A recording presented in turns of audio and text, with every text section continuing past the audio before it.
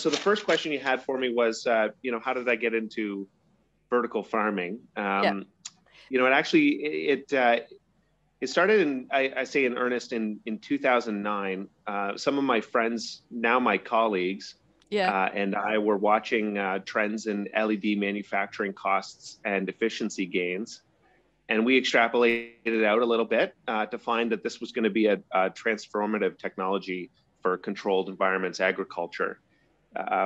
We actually bought some parts from China, did some prototyping of our own arrays. We used them to successfully grow some cannabis at a small scale. We built our facility, our cannabis production facility in 2016, 2017. And at that time, even then, it was very challenging to find a commercial fixture. Back in the day, there was still a lot of stigma. So, but the reality is there's so many products out there now. An agriculturalist has a lot of options.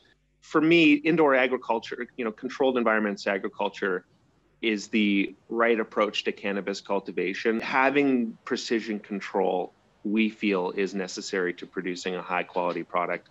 Paying attention to not just how much THC a product has, but how do we bring out the colors, textures, shapes, architecture of the flowers?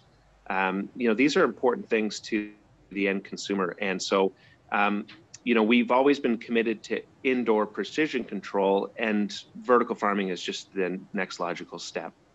Those who are practicing, indoor agriculture, or I should say precision indoor agriculture, because there's a lot of folks that aren't very, very precise about their methodologies.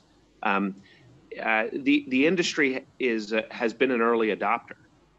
They've been driving the suppliers and vendors to produce products that meet the needs of industry. So it's the cannabis industry has created an economic incentive for technology providers to improve their products and drive innovation. So, when you have this kind of control, and there's so much technology these days, that's a sea change and shift in thinking around how do you manage a farm or a garden.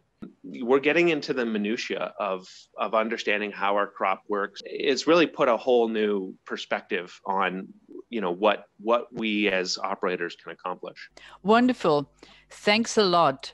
Thanks a lot, Buck Young, for that short insight, and more to come on March 3rd at 10 a.m. in our webinar.